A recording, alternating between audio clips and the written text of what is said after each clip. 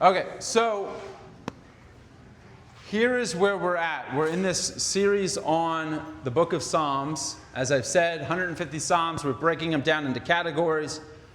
We spent some time on Psalms of Lament. First, because of sin. Second, because of sickness. We did persecution last week. And I want to look at a psalm today that was written because of injustice. Now, it just so happens to be pretty timely because of, you guys know what's happened in this nation recently with the death of Charlie Kirk. So, and as a believer, and so we're going to look at Psalms of Lament because of injustice today. Last week, we talked about finding peace in the midst of persecution. And today, I don't know if I put a title down. I did. Okay. No, I didn't. But today would probably be finding peace in the midst of injustice. Finding peace in the midst of injustice. So, if you want to flip to Psalm 52, Psalm 52 is the psalm we're going to look at today. And that's going to correspond with 1 Samuel chapter 21 and 22. So we're going to have to flip back and forth, but for the moment, turn to Psalm 52. We looked at Psalm 59 last week. It's going to be Psalm 52 this week. And it does have a historical title, a superscription at the very top above the psalm that gives you the context for why this was written and by whom this was written. Okay? Now, as you guys are turning Psalm 52, just a brief introduction, because we're kind of coming to we're talking about the same topic, Psalms of Lament, but slightly different than persecution, injustice. And I'm sure if I asked each one of you, you could probably think of a time when you were treated unfairly or when something happened that you had no power to control. You know, you couldn't do anything about it. And oftentimes in those situations, we often feel emotions like grief, anger, frustration, maybe even a tinge of wanting to get revenge, outrage, helplessness, because injustice hurts. And we get angry, and we want the things that are wronged righted. We want all wrongs to be made right. And so David was no stranger to the pain of watching the innocent suffer unjustly. And we're going to look at a story like that today. And in this particular story, he had no power to take action. There's nothing he could do. So we're going to see him basically being betrayed by an enemy that's going to lead to the death of many innocent people. So it's amazing how the Psalms can relate to many of the things that we face in our life thousands of years later, because it's just common to all of humanity. But just like last week, we are going to discover that David's response is a recipe for experiencing peace, whether it's persecution or injustice. He basically responds in three ways, and that is prayer, a declaration of trust in who God is, in his character, and also in praise, in worship. So we'll look at those three components again this week, as we did last Sunday, with Psalm 59 last Sunday, Psalm 52 this Sunday. And I'm going to have you turn here in a moment to 1 Samuel 21 and 22. But look at the top of Psalm 52. It says, "For the director of music, a miscall of David, when Doeg the Edomite had gone to Saul and told him, David has gone to the house of Ahimelech." Does anybody know that story? Does anybody know that story by memory? Which one? All right, never mind. He was a Philistine king, right? No. Ahimelech was, yes. No. Or, he was a leader, wasn't he? Priest, high priest. Yeah. When Doeg the Edomite had gone to Saul and had told him, David has gone to the house of Ahimelech. So, for those of you who may know or somewhat let's refresh our memories. Let's turn to 1 Samuel chapter 21. All right? Now, last week we were in 1 Samuel chapter 19.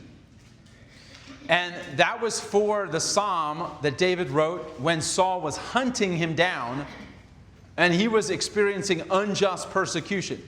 Even though he was innocent, he was being hunted by King Saul. And David had killed Goliath. David was the king's son-in-law.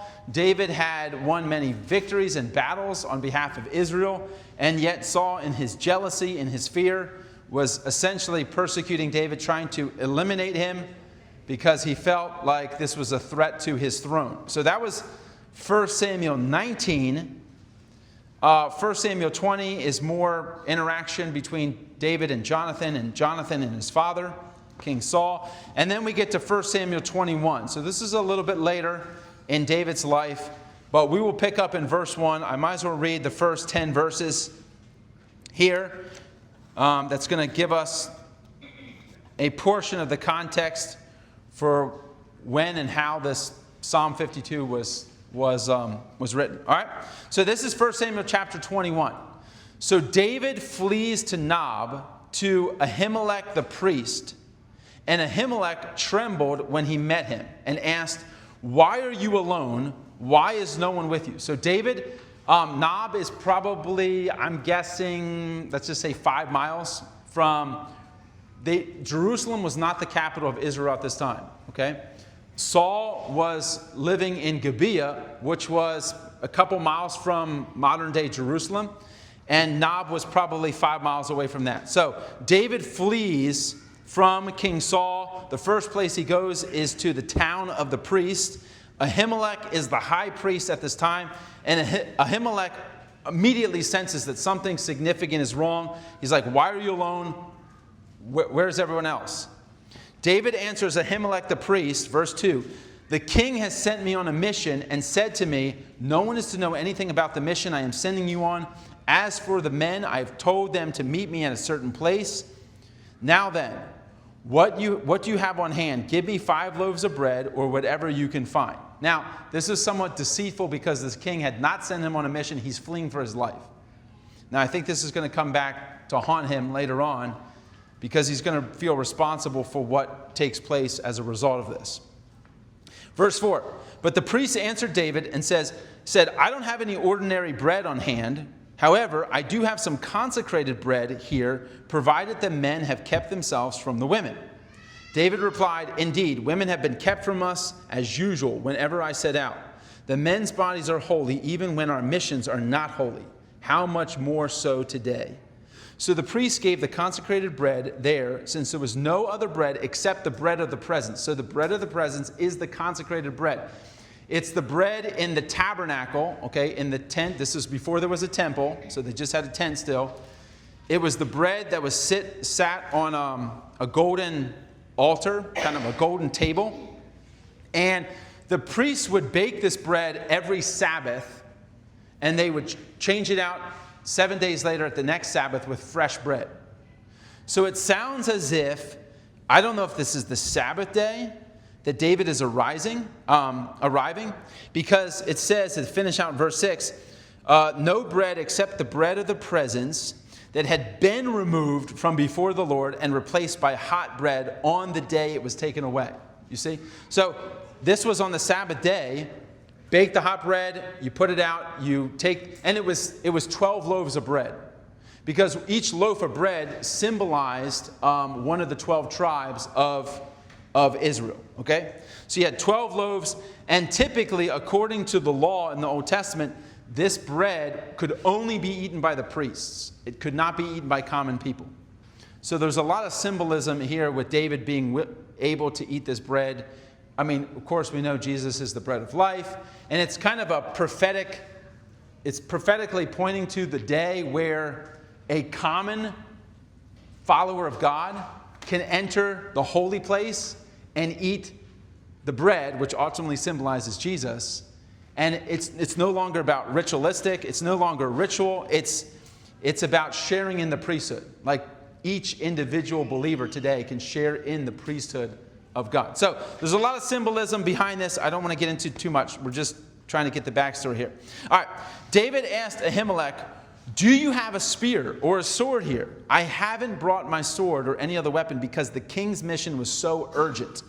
Now, that should have been a red flag because it only takes 5 seconds to grab your sword or your spear when you're, sent on a mission. The priest replied, the sword of Goliath the Philistine, whom you killed in the valley of Allah, is here. It is wrapped up in a cloth behind the ephod. If you want it, take it. There is no other sword but that one. And David said, there is none like it. Give it to me. And verse 10 says, that day David fled from Saul and went to Achish, king of Gath. Now the crazy thing is, you remember where Goliath was from? Gath. So in David's fear, he's running from King Saul. He goes to the town of the priest, to the high priest. He says, I need help. He doesn't tell him the truth. He basically says, I've been sent on a mission. He doesn't have a sword or anything. He gets Goliath's sword, which probably rightfully belonged to him, because since he was the one that killed Goliath. I don't know why it was there behind the altar, but it was. They had it wrapped up. They gave Goliath's sword to David, and he flees to the very city that Goliath was from. That shows you sometimes when we're emotionally he's being hunted, we're not making wise decisions, all right?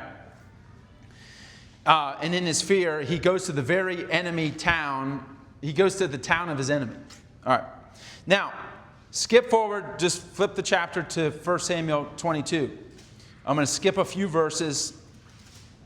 Look at verse 6, because this is where the story picks up. So we skip a period of time. I don't know if this is a week, 2 weeks, but it's sometime later. 1 Samuel 22:6. Now, Saul had heard that David and his men had been discovered. And Saul was seated, spear in hand, under the tamarisk tree on the hill of Gibeah, with all of his officials standing at his side. He said to them, listen, men of Benjamin, will the son of Jesse, will David give you fields and vineyards? Will he make you commanders of thousands and commanders of hundreds? Is this why you've conspired against me? No one tells me when my son, Jonathan, makes a covenant with the son of Jesse. None of you is concerned about me or tell me that my son has incited my servant, David, to lie and wait for me as he does today. Now, that was completely false. He's motivated by some demonic torment here. Saul thinks that David's trying to kill him. David is not trying to kill him. Has many opportunities to do that, and he doesn't ever do it. But here's the character that you're going to see here when we look at Psalm 52. Verse 9, but Doeg the Edomite was standing with Saul's officials there. He said, I saw the son of Jesse come to Ahimelech, the son of Ahitub at Nob. Ahimelech inquired of the Lord for him and also gave him provisions and the sword of Goliath the Philistine. Then the king sent for the priest Ahimelech, son of Ahitub, and all the men of his family who were priests at Nob. And they came to the king, and Saul said, listen now, son of Ahitub. Yes, my lord, he answered. Saul said to them, why have you conspired against me, you and that son of Jesse? You gave him bread, you gave him a sword, and you inquired of God for him, so that he has rebelled against me and lies in wait to kill me. All right, as he does today. And Ahimelech in verse 14 responds and says, who of all your servants is as loyal as David? He's your son-in-law. He's captain of your bodyguard, your personal bodyguard. He's the captain. He is highly respected in all of your household. And he says, this is not the first day I inquired of God for him. Of course not. So please don't accuse me. I don't know anything about what you're talking about. I have known nothing about this whole affair, he says. But the king said, you will surely die, Ahimelech, you and your whole family. And the king ordered his guards at his side. He said, strike him down. All right? Because they knew, and they sided with David. They knew he was fleeing, and they didn't tell me. They sided with him. They're helping this traitor. This is a conspiracy. It's treason, in other words. All right. But the king's officials were unwilling to raise a hand and strike the priests of the Lord. So the king turned to Doeg. Now, Doeg was from Edom. Edom was from Esau. It was Esau's territory, okay? Do you remember Jacob and Esau? Jacob was the favored one through whom God chose his line. Esau was his brother. There was contention between these two kingdoms, I guess, for quite some time. And so Doeg is an enemy of Israel. So he's going to be very happy, very glad to take action here, okay? So King Saul turns to Doeg. He says, you strike him down. So Doeg the Edomite turned and struck them down. That day he killed 85 men who wore the linen ephod. He also put to sword the whole town of Nob, the town of the priests, its men, its women, its children, its infants, its cattle, its donkeys, and its sheep. But one of the sons of Ahimelech, named Abiathar, escaped and fled to David. He found David, he fled to him, and he told David what had happened.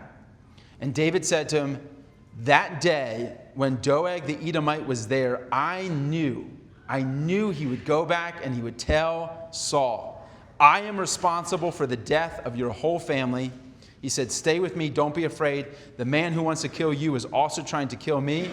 You will be safe with me. All right? So, let's turn back to Psalm 52. Now you understand the context of David writing Psalm 52. That's the context. That's the background. Can you imagine how David feels?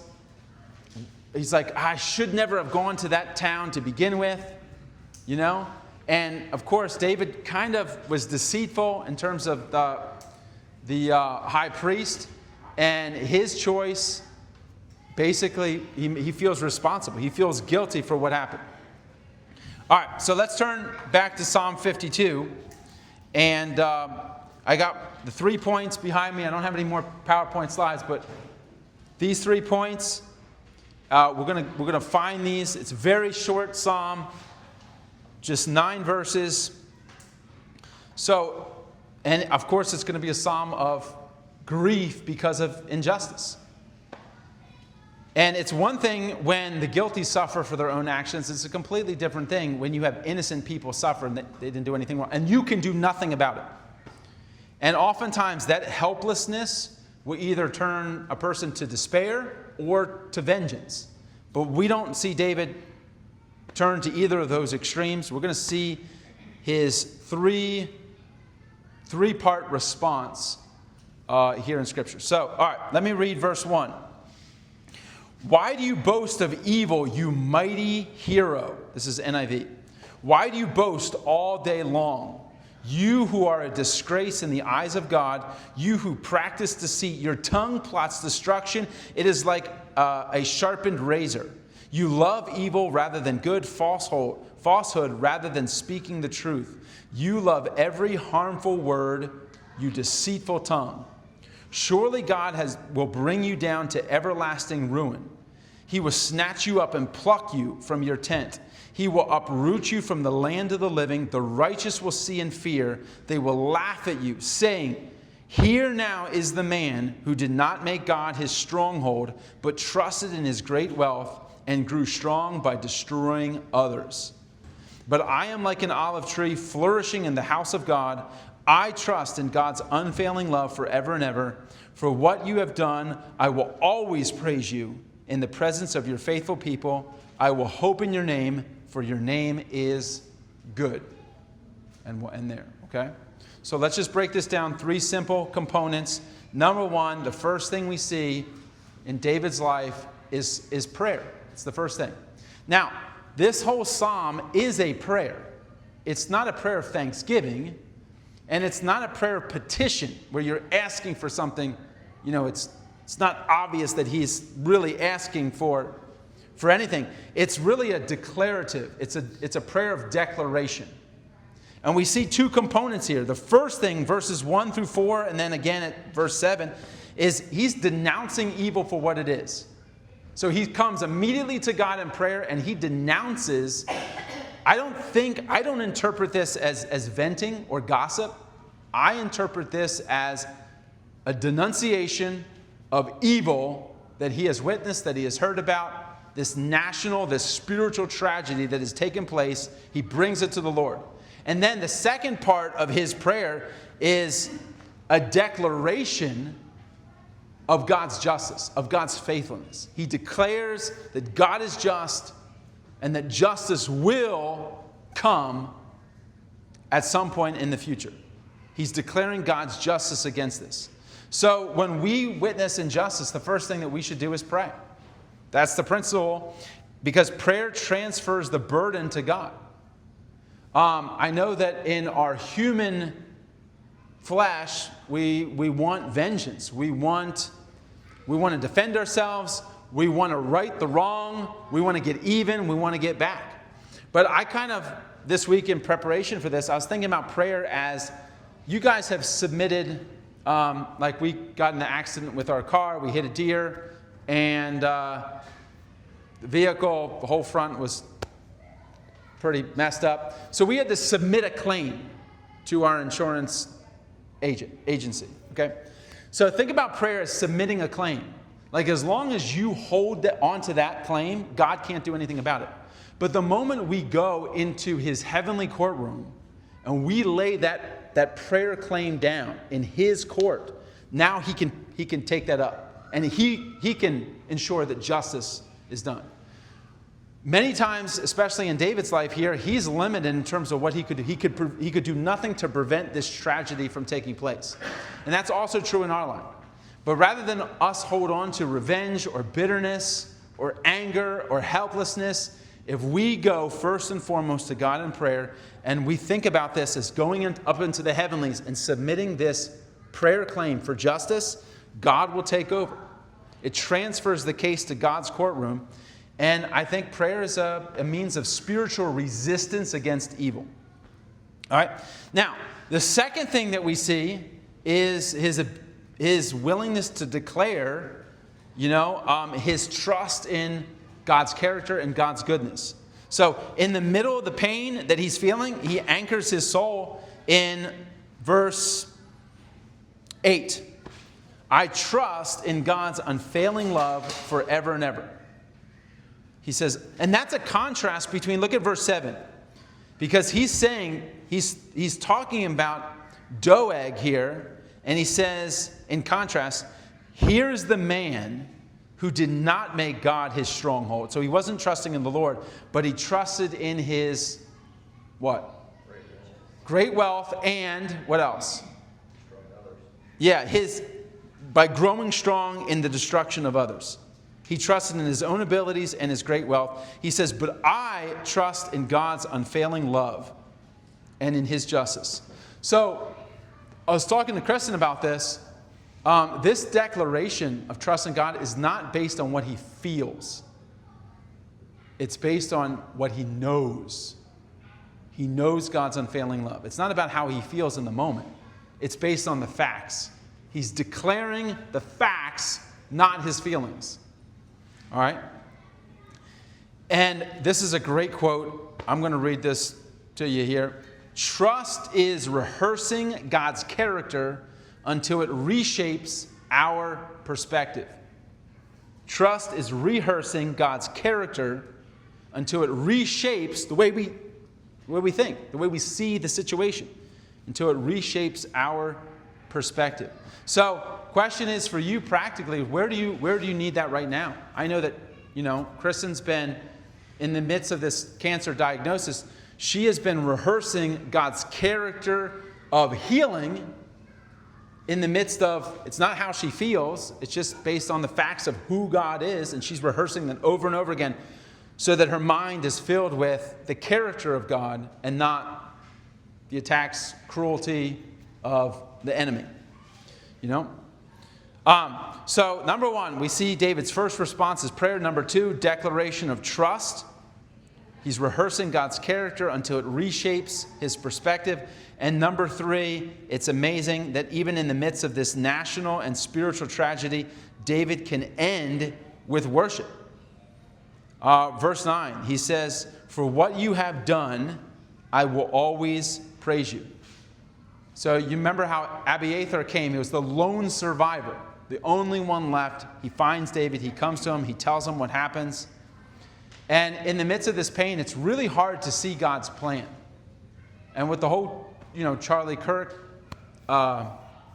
assassination, it's very difficult when unexpected things happen, when bad things happen to innocent people, when you have criminality or murder or whatever, it's very emotional. But in the case of Charlie Kirk, I heard somebody say something like their prayer was that God would raise up 10,000 Charlie Kirk type individuals on college campuses around the nation, which would be amazing. And you guys know, as I do, that oftentimes God uses the blood of martyrs for the faith to really inspire the rest of the church body around the world to step up to the plate and fill in their shoes.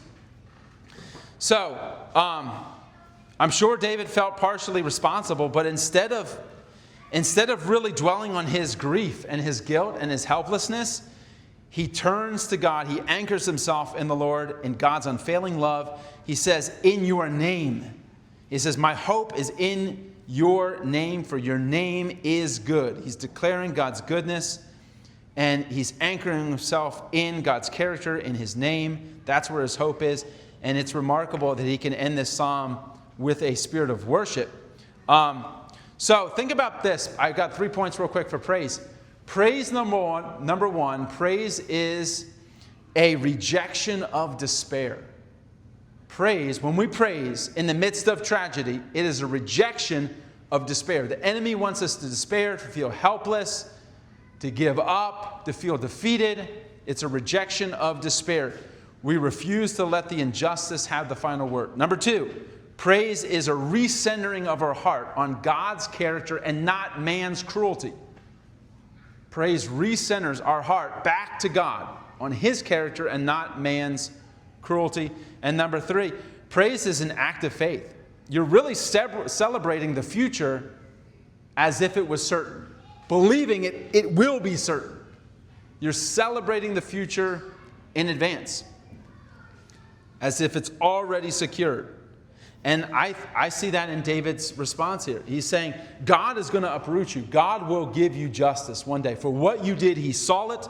I might not be able to do anything, but I'm submitting this heavenly claim to you.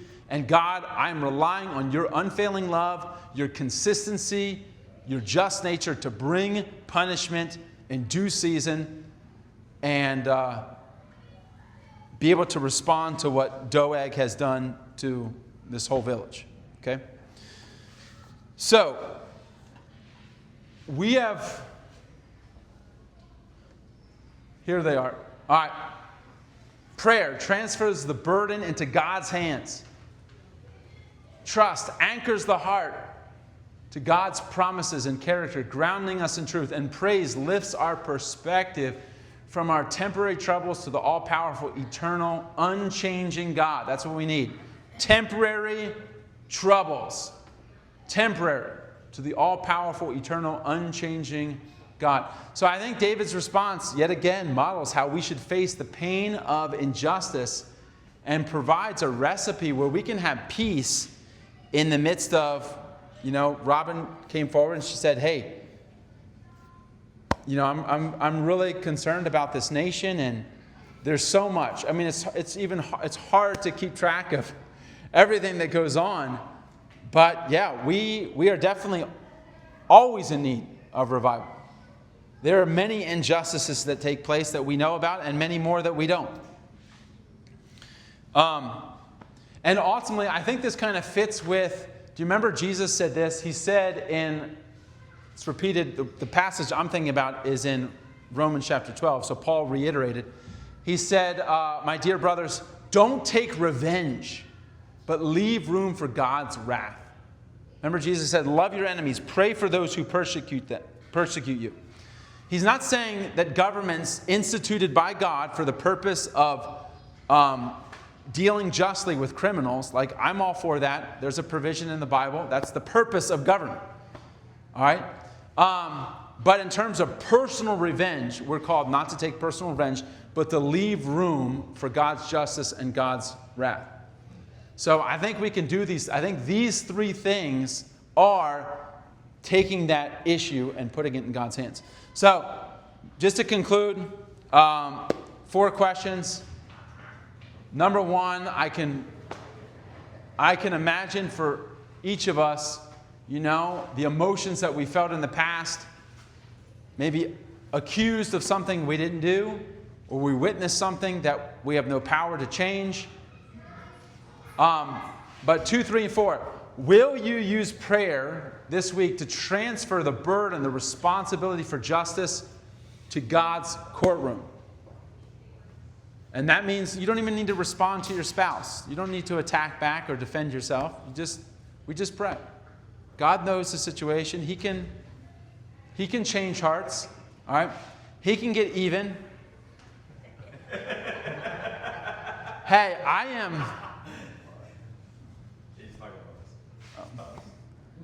don't have any particular person in mind or couple in mind. I always tease Kristen that she's trying to poison me. But my stomach I can survive anything. Like, I always get this sneaky suspicion. She's like, here, sweetheart, go ahead and eat this. I'm like, what's in it? You take a bite first. All right. What would it look like to rehearse God's character until it reshapes your perspective?